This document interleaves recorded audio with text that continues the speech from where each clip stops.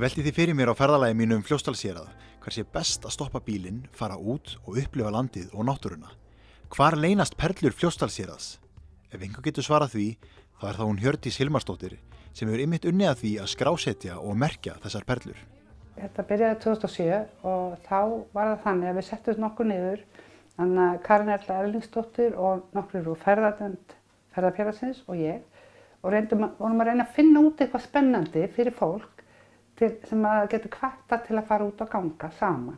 Við vorum ekki að spá í ferðamanni þá.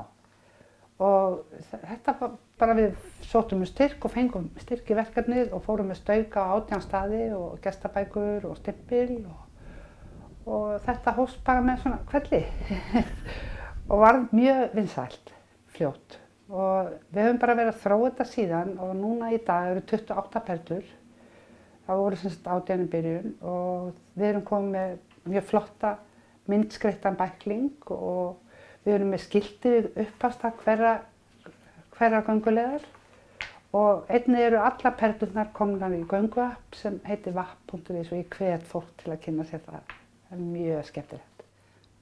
Og þú getur þá farið og safna þessu stimplum þegar þú ferð á gönguleiðarnar og safna þá perlum í sarpinn? Já, það er einmitt þannig. Það er stimpil, maður fær sér stimpilkort og maður þarf að safna 9 perlustimplum og hver staður má bara koma einu sinni. Og svo skilar inn kortinu inn á haustinn og þá er pottur og dregnir út góðu vinningar. 28 stykki, við getum ekki farið yfir allar, en hvar á ég að byrja? Hvar átt að byrja? Það er eftir hvort þú vilt fara réttu leiðirnar. Maður gerir það oft með börnin eða fólk sem er að byrja að ganga. Eða hvort þú vilt fara á fjöllin og Stórurð og Þerribjörg, sem er náttúrulega, Þerribjörg og Stórurð eru einn af flottu staðir á Austurlandi, segi ég. Og allir ætti að koma þangað sem mögulega geta. Maður á nú kannski getið að spurja þig út í hver eru uppáhaldsstaðir að gera upp á milli, en hver eru uppáhaldsstaðir? Það er voða erfitt að gera upp á milli eins og þú segir. Og sérstaklega, sko, það eru 2 sem standa upp úr, það er þannig. Það er Stórurð og Þerribjörg og ég get eiginlega ekki gert upp á milli þeirra. Svo held ég uppáhaldsstaðurinn minn af svona léttari ferðum að Landsendi í Jökulsárhlíð og það er bæði svona aðgengilegt og mjög fallegt og svo mikið saga þar, þannig að það er mjög skemmtilegu staður.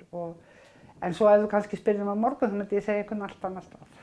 Þetta eru líka settar upp þannig leiðir að þú getur verið að fara með börnin þín, þú getur farið lengri leiðir, það geta þá allir fundið einhverja leið. Já, það ætti að geta. Allir að geta farið einhverja leið. Og það er hægt að keyra nánast að sumum, sko. Þannig það er líka gaman. Það er líka gaman að geta farið með fólk sem ekki gott með gang og fara með það einhverju perlinni. Svo sem segir, það er svo margt sem spilar inn í upplifunina, þannig að þó maður sé búin að fara einu sinni, þá getur maður alveg farið aftur. Já, almáttur. Ég er örugglega búin að fara 100 sinnum til þessi Stapavík eða eitthvað. Og mjög oft á marga staði, Hengifoss og svona, því að svo þarf maður alltaf að bæta gestabókum við og stimplum eða bíla og svona. Þannig að ég sem sagt sá þetta verkefni frá byrjun og þangað til síðustu áramót og þá tókum við verkefninu þjónustusamfélagið í samvinnu við ferðafélagið. En svo eitt, við erum alltaf að grópa okkur Íslendingar að fallega landslægin okkar, svo keyrum við í gegn og jú, við sjáum það, en svo allt annað að stoppa og fara út, þá fyrst fyrir að upplifa þetta stórbrotna landslæg. Já, það er alveg satt, sko. Það er svo mikið virði að vera líka bara, þetta er fámenni staðir yfirleitt, nema kannski Hengifoss og Fardagafoss. Maður er oft einn þarna, eða þessi litli hópur sem maður er með, og maður nýtur þess mjög vel. Síðan er annað hérna, heiðabílinn. Já.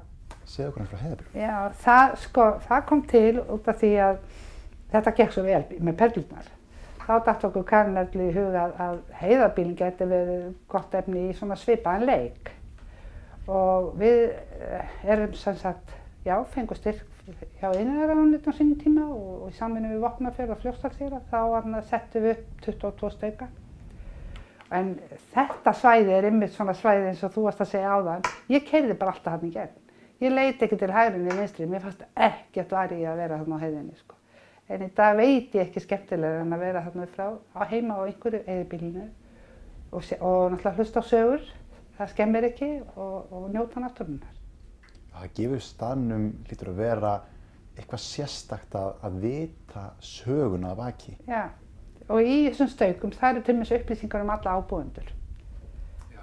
Og það mikið af þessu fólki sem að bjó á Heiðarbýlunum, það flutti til Vesturheims eftir Öskjugósið 1875 og ég held að það sé bara við eigum inni þar ferðatækifæri sko, að fara til Vesturheims og kynna fólki ferðir til að leita upprunans. Og hérna eru gönguleiðir líka? Já, þetta eru sko, við höfum verið með alls konar ferðir þarna. Bæði margra dagaferðir og gist þá í Sæmundarseli. Sæmundarsel hefur verið svona útgöngupunkturinn og fyrir þá sem ekki vita þá starfrækt menningartengd ferðaþjónusta í Sæmundarseli og búin að vera lengi og þar bærinn uppistandandi alveg svo hann var í gamla daga. Er komið app fyrir þetta? Er það á leiðinni? Sumt. Já, hann er að ganga þetta, hann Einar Skúlason sem að gera þetta og hann er búinn að trakka nokkur. Ég vona hann klári einhvern tíma að Heiðarbýlin líka. Þetta verkefni, þú tekið lengra í mynd? Já, jú, við sko, fyrst gerum við þetta bara svona með gönguleikinn og staukana og upplýsingarnar og svo ferðirnar. Svo settum við svona vegvísa, svo þannig, upp á gönguleiðar til allra staða. Svo erum við í samvinnu við Tókatækni að gera svona kynningamynd á Heiðarbýlunum. Það verður ekki svona heimildamynd en kannski að vekja áhuga fólks á að kynna sér þetta betur. Og hér erum að tala 28 staði hérna, 26 staði hér. Já. Þetta eru hellingur af stöðum til þess að heimsækja og... Alveg sko, það er nógu verkefni hérna, þú getur verið hérna í mánuð og aldrei fara á sama stað, það er alveg rosa skemmtilegt.